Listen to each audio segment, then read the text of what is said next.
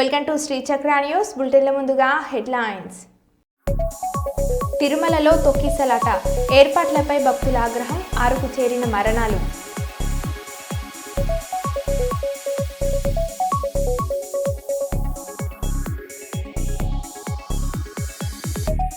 Formula ఈ car racing కేసులో మాజీ మంత్రి BRS working president KTR ACB విచారణకు హాజరు.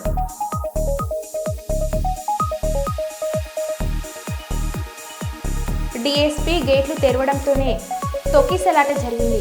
TTD chairman.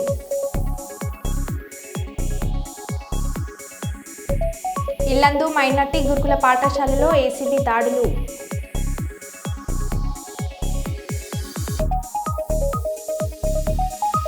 గోదావరి నది ఒడ్డున జోరుగా అక్రమ మట్టి దందా.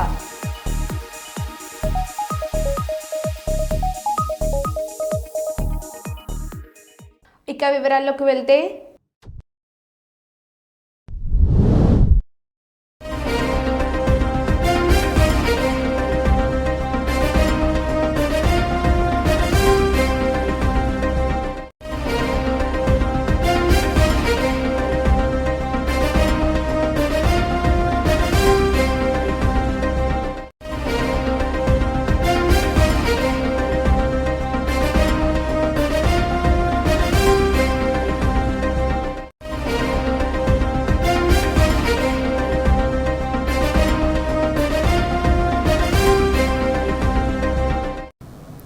ఇక వైకుంఠ ద్వారా సర్వదర్శనం టోకెన్ల జారీ సందర్భంగా తిరుపతిలోని విష్ణు నివాసం వద్ద అపశృతి చోటు చేసుకుంది. టోకెన్ల కోసం ఒక్కసారిగా భక్తులు రావడంతో తీవ్ర తోపులాట జరిగింది. ఈ క్రమంలో తమిళనాడులోని సేలంకు చెందిన భక్తురాలు మృతి చెందింది. ఈ ఘటనలో మరో 4 భక్తులు అస్వస్థతకు గురి కావడంతో రుయా ఆసుపత్రికి తరలించి చికిత్స అందిస్తున్నారు.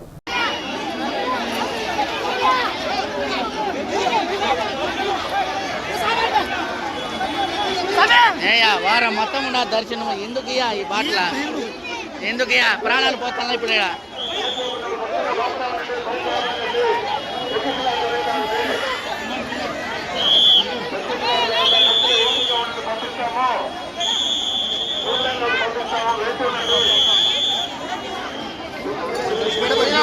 నేను లేపండి లేపండి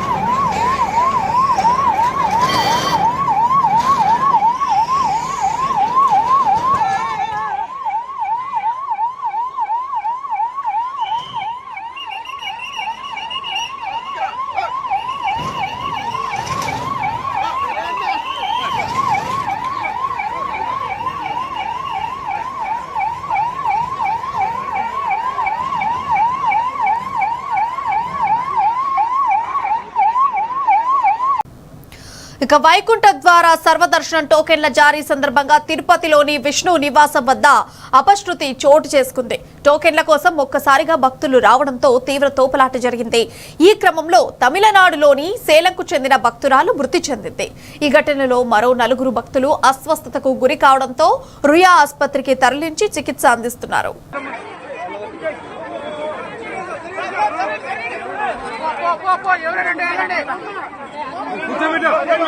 కూర్చోబెట్టండి చెప్తా మీరు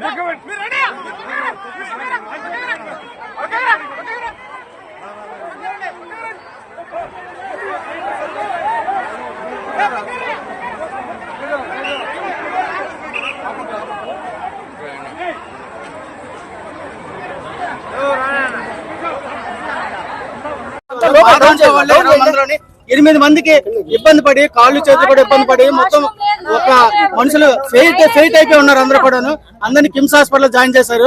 నాయకులందరూ కూడా వస్తున్నారు చూస్తున్నారు. ఎవరు ఏమీ లేదు. పోలీసు వాళ్ళు అందరినీ వేస్ట్ గా చూస్తున్నారు. దరిద్రులాగా ఉన్నారు. అందరూ అది పరిస్థితి. ఇక్కడ పోలీసులు ఒక్కరు కూడా సరిగా చేయలేదు. మా పరిస్థితి వాళ్ళందరినీ ఏం చేయాలని మీరు ఆలోచించుకోండి. 20 మందిలోనే మొత్తం అందరికీ కూడా అందరూ ఫెయింట్ అయిపోయి ఉన్నారు. ఎవరికి కూడా ఏం బాగాలేదు, అందరూ హాస్పిటల్లో పడి ఉన్నారు. ఏం జరిగింది చెప్పండి. ఒక అమ్మాయి కళ్ళు తిరిగి పడిపోయింది. ఆ అమ్మాయితో పాటు కూడా ఒక్కళ్ళే పంపించారు. ఒక్కళ్ళు అయిపోయిన తర్వాత నేను పడిపోయాను కళ్ళు తిరిగి. పడిపోతే నన్ను ఒక అమ్మాయి తీసుకుని వెళ్ళింది. ఉన్నవాళ్ళు ఎవరిని బయటకు రాను, మా హస్బెండ్ కూడా బయటకు రానివ్వలేదు. ఓన్లీ లేడీస్ కూడా లేడీస్ పంపించారు.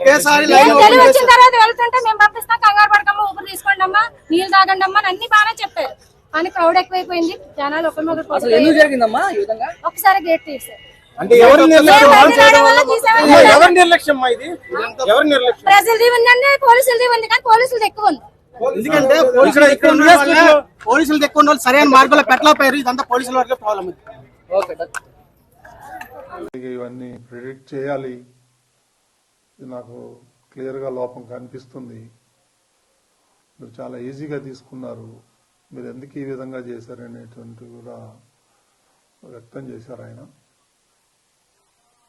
సో రేపు సీఎం గారు వస్తారు కాబట్టి ప్రెస్ మీట్ కూడా ఉంటుంది.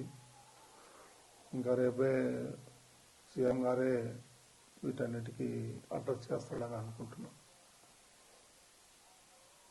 కదా. చేసేదంతా కూడా అధికారులే కదా, ఇంక ఎవరికి బాధ్యత ఉంటుంది. ముందర రోజు నిన్న కూడా నేను మీటింగ్ కాల్ఫర్ చేశాను అధికారులతో.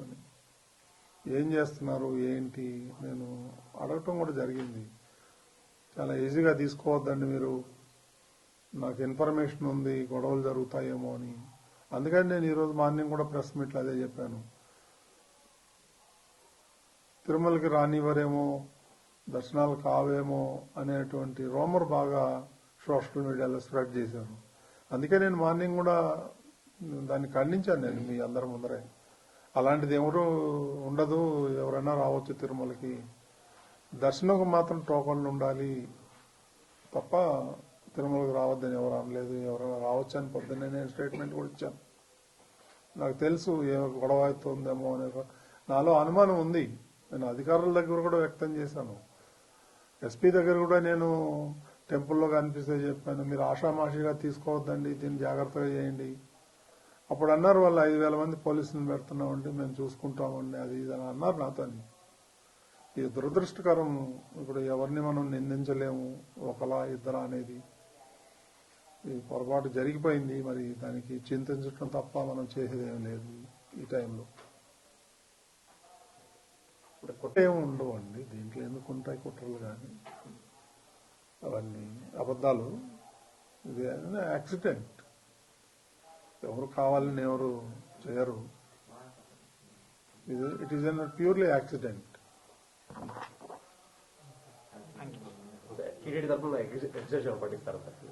రేపు ముఖ్యమంత్రి గారు ప్రకటిస్తారు. కొంతమంది ఉన్నారు, ఇంకో 20-25 మంది క్యాజువాలిటీ అడ్మిట్ అయ్యారు. రియా హాస్పిటల్లో కొంతమంది, సిమ్స్ లో కొంతమంది ఉన్నారు. చూడాలి, నేను కూడా వెళ్తాను, వెళ్ళి చూసేసి వస్తాను. అక్కడ బాగా టెన్షన్గా ఉంది, అందరూ ఉన్నారు. యంత్రాంగం, జిల్లా యంత్రాంగం అంతా అక్కడే ఉంది.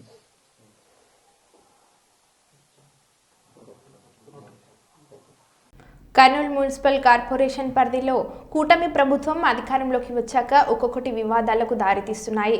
మధుర్ నగర్, సి క్యాంప్లలో వైసీపీ టీడీపీ నాయకుల మద్యం షాపుల వివాదం మరవక ముందే నేడు తోపుడు బండ్ల స్థల వివాదం రాజుకుంటుంది.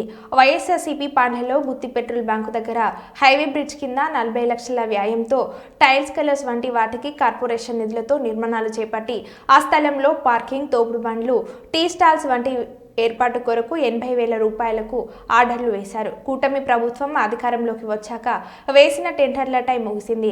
అయితే 2024 నవంబర్ 11వ తేదీన టెండర్ వేయగా 6,07,000కు డీడీపీకి చెందిన మధు ఉన్నారు. టెండర్ తగ్గించుకుందాం, మధు నెంబర్ 12వ తేదీన డబ్బులు కట్టిన అక్కడ ఉన్న చిరు వ్యాపారులు నేటికి బాకీలు కట్టకపోవడంతో టెండర్లు మధు కార్పొరేషన్ అధికారులపై ఆగ్రహంతో వారిని ఖాళీ చేయించాలి లేక టెండర్కు కట్టిన డబ్బులు తిరిగి ఇవ్వాలని చెప్పడంతో కార్పొరేషన్ అధికారులు హుటాహుటిన అక్కడికి చేరుకొని తోపుడు బండ్లను ఇతర వాటిని చెల్లాచెదురుగా చేయడంతో వైఎస్ఆర్సీపీ కార్పొరేటర్లు లక్ష్మకాంత్ రెడ్డి, సుదర్శన్ రెడ్డితో పాటు సిపిఎం నాయకులు కార్పొరేషన్ అధికారులను అడ్డుకున్నారు. ఖాళీ చేయాలని చెప్పి ఈరోజు మున్సిపల్ అధికారులు తీసుకొచ్చి నానాగా రస్తమ చేసి వీళ్ళంతా అక్కడ చూడండి, వీళ్ళంతా చూడండి ఎట్లా ఉన్నారో. ఆ పక్క చూడండి, ఆ పక్క బండ్లన్నీ కింద దొబ్బి వాళ్ళ సామాన్ అంతా కింద పడేసి ఇది నానాగా ఇబ్బంది చేస్తారు. ఇది దౌర్జన్యం సరిపోదని చెప్పి మేము ఎదుర్కోవడం జరిగింది. కమిషనర్ గారిని ఫోన్ చేసి మాట్లాడితే నేను కాన్ఫరెన్స్లో ఉన్నా, ఇప్పుడు మాట్లాడలేను, వాళ్ళకి ట్రాఫిక్ ఇబ్బంది అంట. ట్రాఫిక్ ఏమైనా ఇబ్బంది ఉందా చూడండి సార్, మీరు కూడా చూడండి. ట్రాఫిక్ ఏమైనా ఇబ్బంది ఉందా? ట్రాఫిక్ ఇబ్బంది ఉందంటే మేము కూడా ప్రజాప్రతినిధులుగా మా కర్తవ్యం మేము కూడా నిర్వహించాలా. వీళ్ళకి ట్రాఫిక్ ఇబ్బంది లేకుండా కానీ వాళ్ళకి ఇబ్బంది కలిగియాలని చెప్పే అధికారులు కూడా తప్పుగా పట్టిస్తున్నారు. అధికారులే ఇప్పుడు తప్పు. అది టెండర్ ఇవ్వడంలో అధికారులే తప్పు, టెండర్ పాడడంలో వాళ్ళే తప్పు. టెండర్ అధికంగా పాడుకోవడం వల్ల తప్పు ఉండొచ్చు, వాళ్ళ ఇష్టం. అది మనం దానిపైన ఈరోజు పేదలపైన మటుకు మీరు వసూలు చేయొద్దండి, వాళ్ళు బతకండి అని దానికి మేము పోరాటం చేస్తున్నాము. ఇప్పుడు సిటీ ప్లానర్ వచ్చినాడు, వస్తే వాళ్ళని పంపించేస్తాము. కమిషనర్ మాకు టైం ఇస్తే కమిషనర్తో మాట్లాడి వీళ్ళని మేము ఏదో సామరస్యం చేసి వీళ్ళని ఈ బీద వాళ్ళని హక్కు తెరి వీళ్ళకి చూపెట్టాలనే దాంతో మేము ఇక్కడ ఉన్నాము. నేను 29వ వార్డు కార్పొరేటర్, ఈ స్థానిక కార్పొరేటర్ నేను. ఇక్కడ పెట్రోల్ బంక్ దగ్గర ఇంతకుముందు పార్కింగ్ మన భార్గవ తేజ కమిషనర్ గారు ఉన్నప్పుడు ఇక్కడ ఎంత అధ్వానంగా ఉందంటే అంత అధ్వానంగా ఉండాలి. ఈ పక్క ఆ పక్క ఉచ్చలు పోసి నానాక రోతగా ఉంటే కమిషనర్ ఇక్కడ గ్లోబల్ ఇక్కడ ఉంది చూడండి, అక్కడ గ్లోబల్ ఏర్పాటు చేస్తాను మా కర్నూలు దాని కొరకు. అప్పుడు ఇక్కడ వచ్చినప్పుడు నేనే సార్ ఇక్కడ కూడా మనం బైక్ స్టాండ్ పెడితే బాగుంటుంది, బైకులు చూడు ఎన్నో నిలబెట్టారు, అక్కడ అంతా ఉచ్చలు పోసి నానాక డబ్బులు పెడుతున్నారంటే సరే ఇది ఒకటి మంచి పని రెడ్డి గారు, ఇక్కడ మనం దీన్ని అంతా డీలింగ్ చేసి ఇది చేస్తే బాగుంటుంది కదా అంటే బాగుంటుంది సార్. ఇది చేసి మనం ఏదైనా పార్కింగ్ టైప్లో పెడితే మనకు కూడా ఆదాయం, మున్సిపాలిటీకి ఆదాయం వస్తాయంటే సార్ ఆ రోజు 40 లక్షలు శాంక్షన్ చేసి ఈ పక్క ఆ పక్క టైల్స్ వేయించి దీన్ని అంతా నీట్గా రూపురేఖలు చేసి దీనికంతా బ్రిడ్జికి అంతా కలర్ కుట్టి ఆయన ఓపెనింగ్ చేసేటప్పుడు ఆ తర్వాత ఆ పక్క సైకిల్స్ ఆ పక్క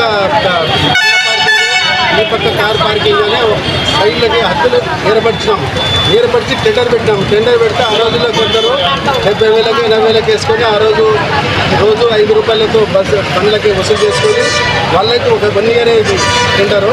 1 ఇయర్ అయిపోయిన తర్వాత ఇప్పుడు తెలుగుదేశం గవర్నమెంట్ వచ్చిన తర్వాత మళ్ళీ టెండర్ వాడినారు. టెండర్ వాడితే వాళ్ళు కొద్దిగా మా వాళ్ళు కూడా పోయినారు, వాళ్ళు అధికంగా టెండర్ వేసుకోవడం.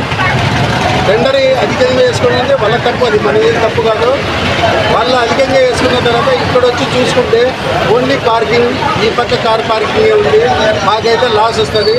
వీళ్ళు చిన్న వ్యాపారస్తులు రోజు అంతా ఇంత సంపాదించుకుంటారు, వీళ్ళతో మనం చేసుకుంటే బాగుంటుంది అనే ఆలోచనతో వీళ్ళపైన దౌర్జన్యం చేయడానికి వీళ్ళని ఖాళీ చేయించి మున్సిపల్ అధికారుల పైన ప్రెజర్ తెచ్చి మీరు మాకు టెండర్ వేసినారు ఇరువైపులా అని అన్నారు సార్, ఇరువైపులా నాకు ఖాళీ చేసి ఇవ్వాలని చెప్తే వాళ్ళ అధికారులు కూడా తప్పుదోవ పట్టిస్తున్నారు. అధికారులకు కూడా తప్పు ఉంది, ఎందుకంటే 1200 స్క్వేర్ ఫీట్స్ ఒక పక్క, ఈ పక్క 1200 స్క్వేర్ ఫీట్స్, ఆ పక్క 1200 స్క్వేర్. ఫార్ములా ఈ కార్ రేసింగ్ కేసులో మాజీ మంత్రి BRS working president KTR ACB విచారణకు హాజరయ్యారు. గురువారం ఉదయం ఏసీబీ కార్యాలయానికి కేటీఆర్ వచ్చారు. ఫార్ములా ఈ కేసులో నిధుల మళ్లింపుపై కేటీఆర్ను ఏసీబీ అధికారులు ప్రశ్నించనున్నారు. కేటీఆర్ను 3 అధికారులు ప్రశ్నిస్తున్నారు. అరవింద్ కుమార్, దానకిషోర్ ఇచ్చిన స్టేట్మెంట్స్ ఆధారంగా విచారణ జరుగుతుంది. కేటీఆర్ వెంట న్యాయవాది రామచంద్రరావు ఏసీబీ కార్యాలయానికి వచ్చారు. ఫార్ములా ఈ కార్ రేసింగ్ కేసులో కేటీఆర్ను ప్రధాన నిందితుడిగా పేర్కొన్న ఏసీబీ ఆయన స్టేట్మెంట్ను రికార్డు చేయనుంది. కేటీఆర్ విచారణ కనిపించే అంత దూరం వరకు న్యాయవాదిని అనుమతించాలని హైకోర్టు ఆదేశించిన విషయం తెలిసిందే. ఈ నేపథ్యంలో ఇన్వెస్టిగేషన్ రూమ్లో కేటీఆర్ను న్యాయవాదిని లైబ్రరీలో కూర్చోపెట్టేందుకు ఏసీబీ ఏర్పాట్లు చేసింది. కేటీఆర్ విచారణ న్యాయవాదికి విజిబుల్ డిస్టెన్స్లో ఉండే విధంగా ఏసీబీ చర్యలు తీసుకుంది. ఈ ఫార్ములా ఈ కార్ కేసింగ్లో నిబంధనలు పాటించకుండా 55 కోట్లు ఎఫ్ఈఓకు బదిలీ చేయడంపై కేటీఆర్ను ఏసీబీ విచారణ చేయనుంది.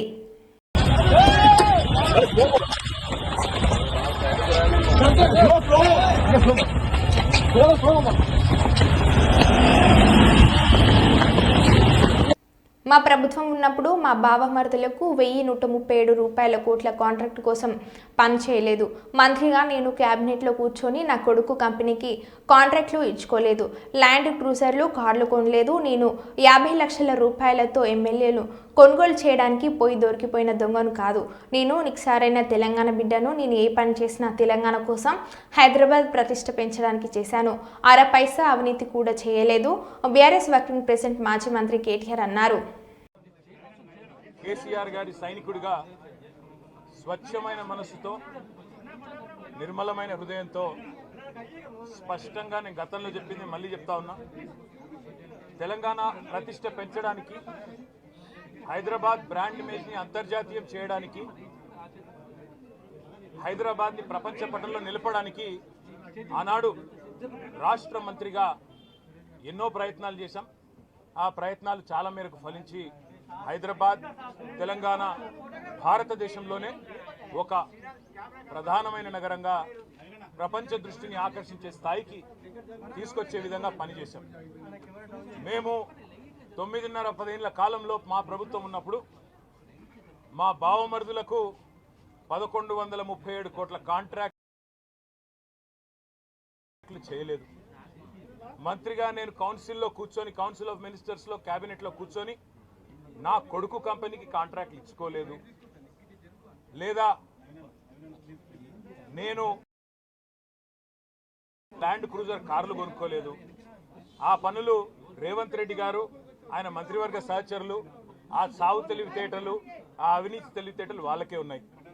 నేను 50 లక్షల రూపాయలతో ఎమ్మెల్యేలను కొనుగోలు చేయడానికి పోయి దొరికిపోయిన దొంగను కూడా కాదు. నేను నిఖార్సైన తెలంగాణ బిడ్డను. ఏ పని చేసినా తెలంగాణ కోసం, హైదరాబాద్ ప్రతిష్టలు పెంచడం కోసం చేశాను. అర పైసా అవినీతి కూడా నేను చేయలేదు, చేయబోను. సరే, ఇవాళ ఈ కొంచెం ఉర్రకుండా ఆగలుగుతారా?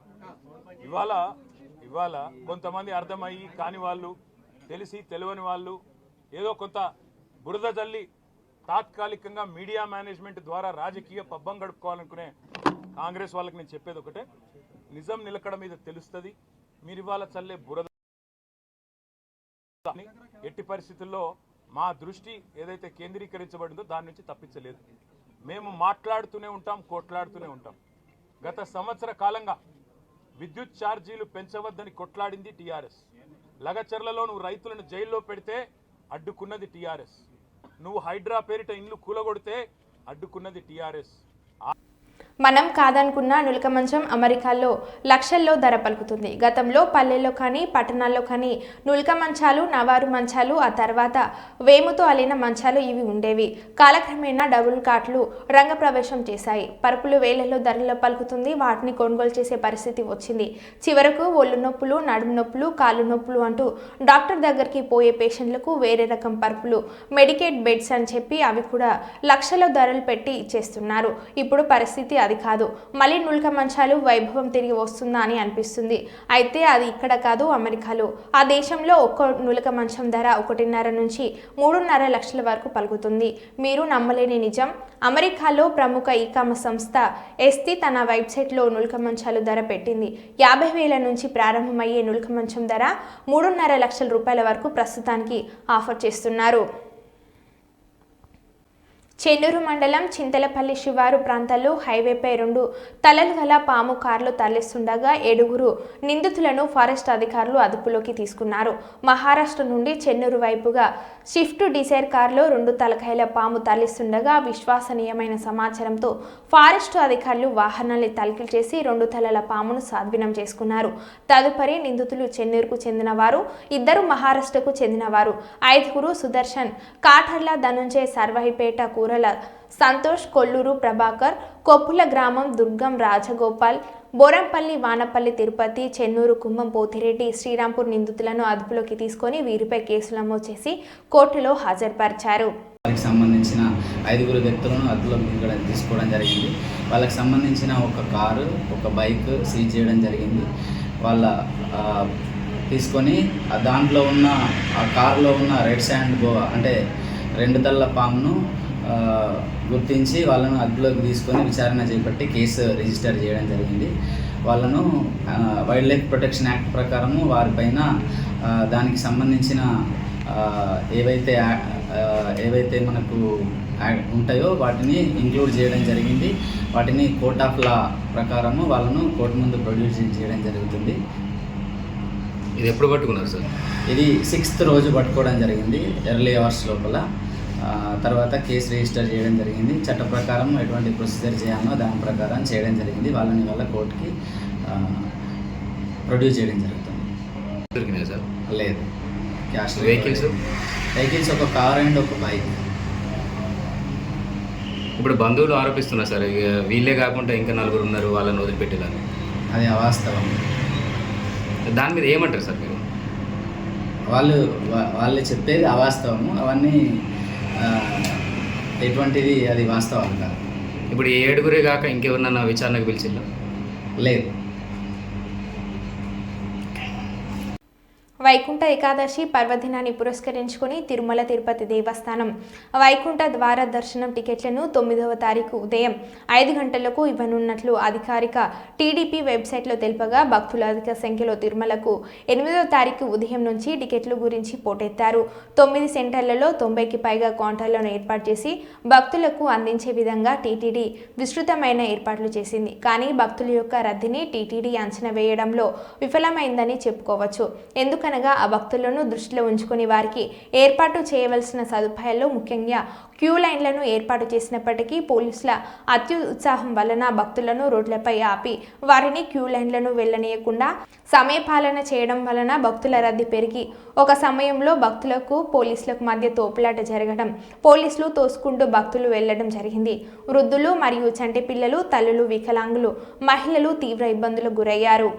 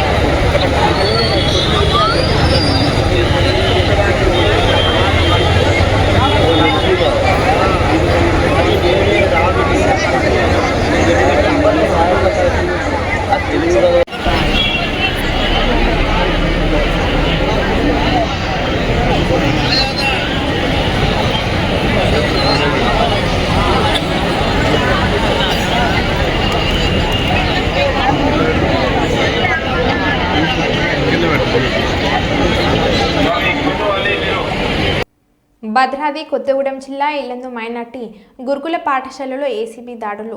2000 రూపాయల లంచం తీసుకుంటూ ఉండగా మైనార్టీ కళాశాల ప్రిన్సిపల్ కృష్ణ, అటెండర్ రామకృష్ణని పట్టుకున్న ఏసీబీ అధికారులు. స్థానిక పాఠశాల టీచర్ వద్ద నుండి బిల్లులు చేయడం కోసం 2000 రూపాయల లంచం తీసుకుంటుండగా రెడ్ హ్యాండెడ్గా పట్టుకున్న ఏసీబీ అధికారులు.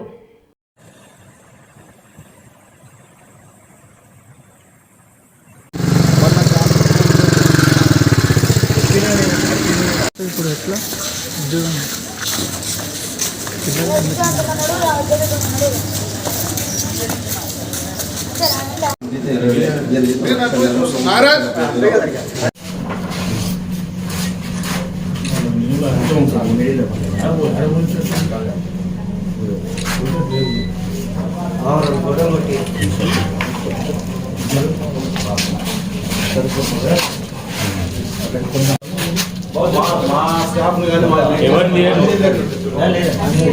చెన్నూరు మున్సిపల్ పరిధిలోని పంచకోశ, ప్రాణహిత గోదావరి నది ఒడ్డున కొందరు అక్రమకారులు అక్రమంగా ముమ్మరంగా అక్రమ మట్టి తవ్వకాలు కొనసాగిస్తూ డబ్బు దండుకుంటున్నారు. ప్రాజెక్టు చేత అతి వర్షాలతో వర్షాకాలం నీరు, పంట పొలాలు మునిగి రైతులకు తీరని నష్టం. ప్రతి ఏటా 100 ఎకరాలు ముంపుకు గురి అవుతుంటే మాఫియా ముఠాలు మరి చెలరేగిపోయి ఏకంగా గోదావరి నది ఒడ్డును కొల్లగొడుతున్నారు.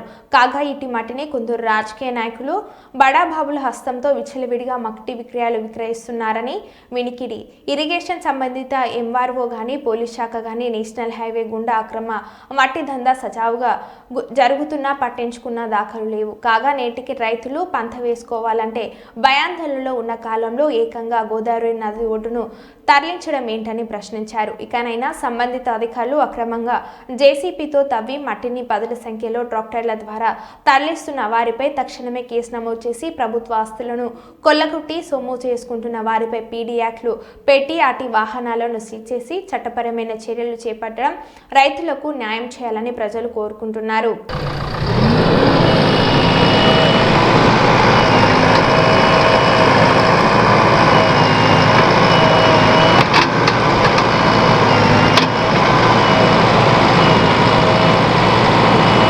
మరో బులెటిన్ మళ్ళీ కలుద్దాం. Stay tune.